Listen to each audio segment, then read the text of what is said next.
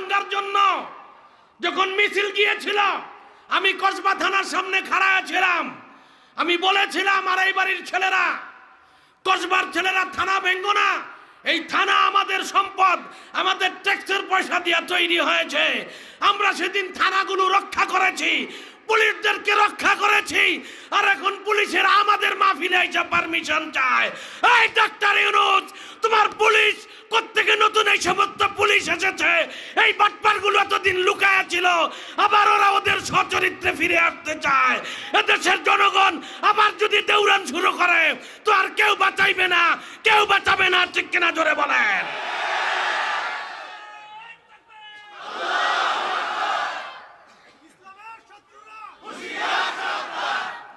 যারা 15 বছর আমাদের উপরে জুলুম নির্যাতন করেছে, রাস্তাঘাটে ঘুরে বেড়াচ্ছে, এরা কেউ অ্যারেস্ট হচ্ছে না, ঠিক কিনা জোরে বলেন। আমাদের উলামায়ে কেরামকে অ্যারেস্ট করেছে, নিয়ে গেছে বাইরাইয়া জুয়ান ভাইগনারে মামু বানায় ফেলছে। আদালতে উঠতে গেলে বাঁকা হয়ে থাকতো, আর কোটি কোটি টাকা চুরি করেন না দরবেশ, কোটি কোটি টাকা চুরি করেন না দরবেশ। পাশের মন্ত্রী এখন আদালতে আসতে যাইতে ওরা হাসে, ওদেরকে মনে হয় সুমা খায়, এদেরকে স্পর্শ করা হয় না, ঠিক কিনা জোরে বলেন। স্বরাষ্ট্রমন্ত্রী মেজর জেনারেল জাহাঙ্গীর আলম সাহেব, আমি সেনাবাহিনীতে ছিলাম, বলছি সাবধান হয়ে যান, এদেশের জনগণ খেপলে ওরা ভারতে আশ্রয় পেয়েছে, আপনারা কোথাও আশ্রয় পাবেন না, আশ্রয় পাবেন না, আশ্রয় পাবেন না, ঠিক কিনা জোরে বলে। বুড়া হয়ে গেছি গা, খুব বেশি দিন তো আর থাকবো না। কোনো ভালো মানুষ তো এই দেশে ভালোভাবে মরে নাই। কোরআনের কথা বলতে বলতে এদেশের লক্ষ যুবকের যিনি জিনা বন্ধ করেছেন, কোটি যুবকের গালে দাঁড়িয়ে এনেছেন, ওনাকে জিনার অপবাদ দিয়ে, ধর্ম অপমানের অপবাদ দিয়ে অ্যারেস্ট করা হয়েছে, আদালতে রাখা হয়েছে, জেলখানায় নেওয়া হয়েছে, বেইজ্জত করা হয়েছে, সুস্থ লোককে অসুস্থ বলে মিথ্যা ইনজেকশন দিয়ে মেরে ফেলা হয়েছে। এদেশে ওদের বিচার হচ্ছে না, ওদেরকে ধরা হচ্ছে না। মাহফিলে খবর লইতে, মাহফিলে খবর লইতে, কে খবর নেওয়ার জন্য পাঠায়েছে? আগামীকাল তাদের খবর নিতে হবে, আগামীকাল তাদের খবর নিতে হবে। তত্ত্বাবধায়ক সরকারের লোকেরা ডাইরেক্ট ইনডাইরেক্টলি মাহফিলের উপরে কন্ট্রোল তৈরি করার চেষ্টা করা হচ্ছে।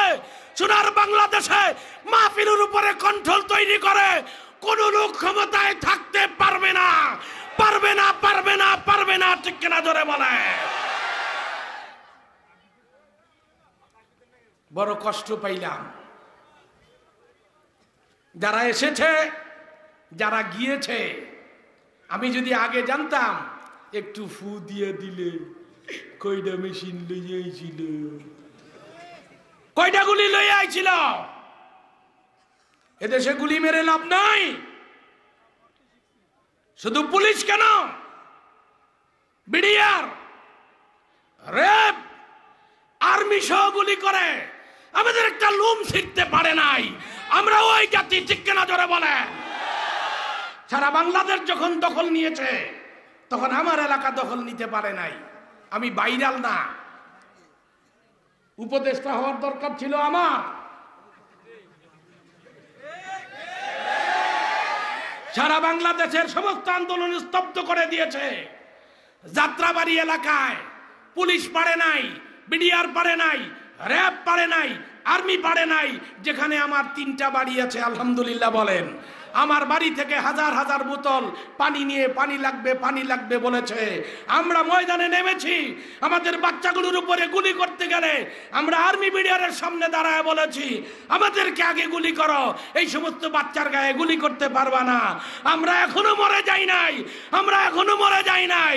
সারা বাংলাদেশ দখল নিয়েছিল, যেই জায়গা দখল নিতে পারো নাই ওই জায়গার বাসিন্দা আমি। আমরা কাউকে ভয় পাই না, ভয় পাওয়ার জন্য আমাদের জন্ম হয় নাই।